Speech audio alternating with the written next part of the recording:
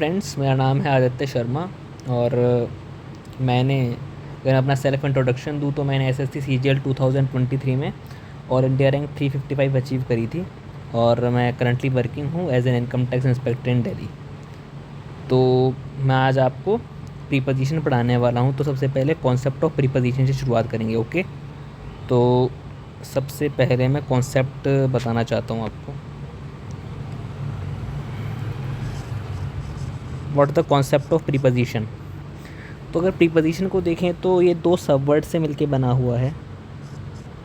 पहला हो गया आपका pre and the second is position. Okay, pre का मतलब होता है पहले और पोजीशन का मतलब होता है स्थिति। ओके, तो पोजीशन का मतलब हो गया कि अपने आप को प्लेस करना कहीं ना कहीं। ओके, तो position is very similar to the word placement which you can say. Okay, so placement हो गया। अब है ना, ये अपने आप को किसी के पहले प्लेस करेगा। तो किसके पहले प्लेस करेगा ये? तो प्रीपोजिशन अपने आप को प्लेस करता है किसी नाउन या प्रोनाउन से पहले। नाउन या प्रोनाउन से पहले। और ये नाउन और या प्रोनाउन जो होता है ना, इसे प्रीपोजिशन का ऑब्जेक्ट कहते हैं। ओके, तो इसे क्या कहते हैं? Prepositional object. प्रीपोजिशन जिस नाउन या प्रोनाउन के पहले खुद को प्लेस करेगा उसे क्या कहते हैं? Prepositional object. ठीक है, इतना यहाँ तक समझ में आया है। अब मैं आपको बताऊंगा कि जैसे कुछ एग्जांपल्स भी लूँगा मैं, और भी कई चीज़ें हैं। तो सबसे पहले डेफिनेशन पर चलते हैं कि what is it's a typical definition. What is the typical definition of a preposition?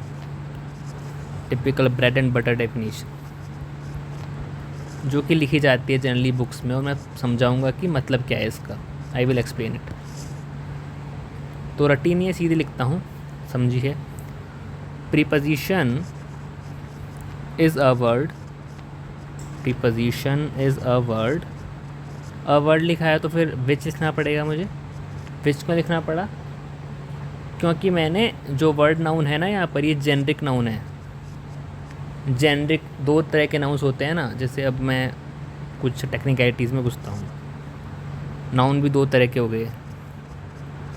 एक हो गया जेनरिक, या फिर तुम उसे जनरल कह सकते हो ना, और एक नाउन हो गया आपका स्पेसिफिक। ओके, तो जो जेनरिक नाउन होते हैं ना, उससे पहले तुम, अगर वो सिंगुलर काउंटेबल नाउन है, सिंगुलर काउंटेबल नाउन से पहले कोई ना कोई आर्टिकल तुम्हें लिखना पड़ता है। ये इंग्लिश में रूल होता है। ओके, तो यहाँ पर वर्ड क्या है? सिंगुलर काउंटेबल नाउन है। सिंगुलर काउंटेबल नाउन, तो सिंगुलर काउंटेबल नाउन है तो मुझे लिखना पड़ेगा। और मैं यहाँ वर्ड जो शब्द है इसको पहली बार इंट्रोड्यूस कर रहा हूँ इस पैरा में।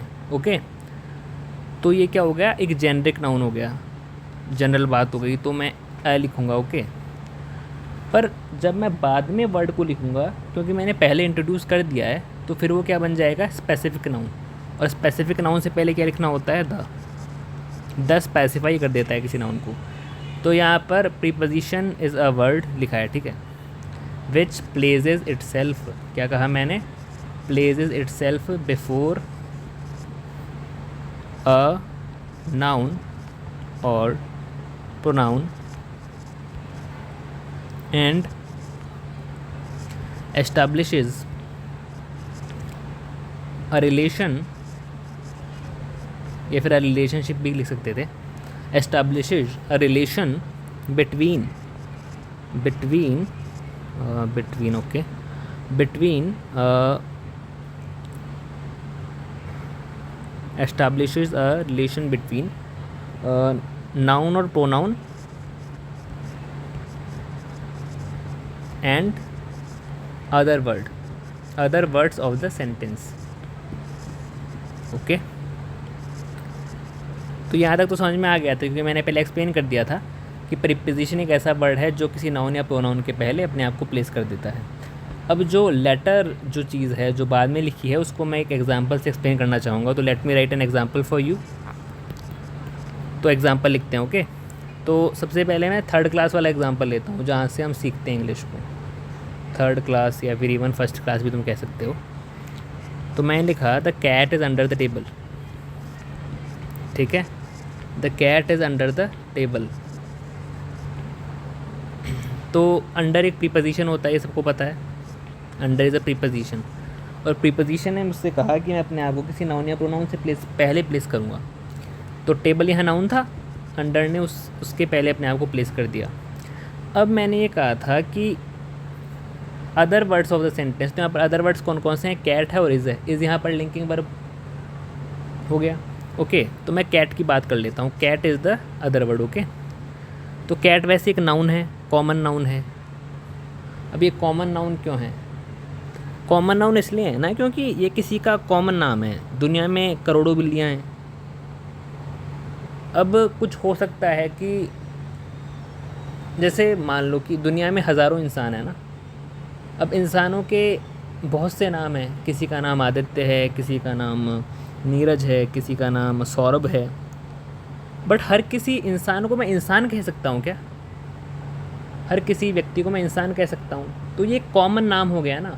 मतलब इससे मैं जितने भी मतलब इस संसार में जीव हैं, जो ह्यूमन काइंड है ना, उसका एक कॉमन नाम हो गया इंसान। आप भी इंसान हो, मैं भी इंसान हूँ, सभी इंसान हैं। तो ये क्या हो गया? Common noun. बीच बीच में ये कुछ चीज़ें बताता रहूँगा मैं। तो noun is a naming word. Noun is specifically a name. So सबका कॉमन नेम है। अब आना कोई भी बिल्ली दिखेगी, उसे मैं बिल्ली तो बोल ही सकता हूँ ना, फिर बाद में पता चले कि आपने प्यार से उसका नाम कुछ रख दिया हो। जैसे बिल्ली का नाम होता क्या है यार? वैसे एक अच्छा नाम मुझे खोजना पड़ेगा। लिली हो गया, जैसे एक बिल्ली का नाम लिली है। तो अब तुम्हें तो नहीं पता ना कि उसका नाम लिली है, तुमने उसको पहली बार देखा तो तुम उसे बिल्ली कहोगे, कैट कहोगे ना, तो कॉमन नाम हो गया। तो कैट यहाँ पर क्या है? कॉमन नाउन है, ठीक है। पर इस डेफिनेशन के कॉन्टेक्स्ट में अदर वर्ड है। Okay, this is an other word. इतना समझ में आया है? तो प्रीपोजिशन क्या करेगा? जिस नाउन या प्रोनाउन से पहले आएगा और ये जो अदर वर्ड है, इनके बीच में एक कनेक्शन एस्टैब्लिश करेगा। अब मैं ये कह रहा था कि हर प्रीपोजिशन का, अब मैं ये सोच रहा हूँ कि बहुत से प्रीपोजिशन है, जैसे अंडर हो गया, अबव हो गया, इन हो गया, एट हो गया, टू हो गया। क्या हर प्रीपोजिशन का फंक्शन सेम होता है क्या? नहीं यार, ये बात तो लॉजिकली ठीक है नहीं। अगर ऐसा होता तो फिर इतने सारे प्रीपोजिशन क्यों बनाने पड़ते? तो यहाँ से मुझे ये बात समझ में आती है कि every preposition has a specific function associated with it. Okay, तो अंडर क्या करता है? अंडर बताता है आपको spatial positions of the objects. क्या बताता है ये आपको? Spatial positions of the objects. Okay, अब ये स्पेशल नहीं है, ठीक है, ये स्पेशियल है। स्पेशियल पोजीशन यहाँ पर नाउन हो गया और स्पेशल इसको क्वालिफाई करने वाला एडजेक्टिव हो गया। स्पेस एक नाउन है मित्र। ओके, और जब मैंने इससे एक एडजेक्टिव डराइव करा तो वो स्पेशियल हो गया। Spatial is an adjective. तो मतलब स्पेस को हिंदी में अंतरिक्ष कहते हैं, तो स्पेशियल हो गया अंतरिक्षीय शायद। तो स्पेशियल क्या हो गया? एडजेक्टिव। ओके, इतना समझ में आया है? अब तुमने कुछ मैथ्स वगैरह पढ़ रखी हो हल्की फुल्की, तो मैं ये कहता हूँ कि किसी पॉइंट की स्पेस में पोजीशन को एक्सप्रेस करने के लिए हम 4 कोऑर्डिनेट्स का सहारा लेते हैं, एक्स वाई जी और टी। Where X Y Z are Cartesian coordinates और टी मतलब उस टाइम पर वो पॉइंट है कहाँ। तो ऐसा ही कुछ है। मतलब ये अंडर है ना, ये क्या करेगा? ये कैट और टेबल की स्पेशियल पोजीशंस को बताएगा कि उस स्पेसिफिक टाइम पर कैट कहाँ थी और टेबल कहाँ थी। ओके, इतना समझ में आया है? तो अब अंडर कैसे स्पेसिफाई करता है? तो आई विल मेक अ ड्राइंग। तो पर मेरी ड्राइंग बहुत ख़राब है, तो पार्डन माई ड्राइंग। ओके, हंसना मत कोई। ओके, तो let me draw a table for explaining you. तो यहाँ पर क्या हो गया? टेबल बना दी। These are the 4 legs of a table. Okay, अब है ना, जैसे मैं बिल्ली बना देता हूँ। ओके, ऐसी बनेगी क्या यार? This is the Moustache. Okay बहुत किलर ड्राइंग बना दी है। कोई नहीं, मैं ये कह रहा था कि अब ये बिल्ली है, तो ये अंडर ये बता रहा है कि कैट और टेबल की जो रिलेटिव स्पेशल पोजीशंस है ना, उनके बारे में अपन को बता रहा है। अंडर ने ये कहा कि कैट टेबल के नीचे कुछ इस प्रकार बैठी है कि कैट का सिर टेबल पर टच नहीं हो रहा। अंडर ने क्या बताया?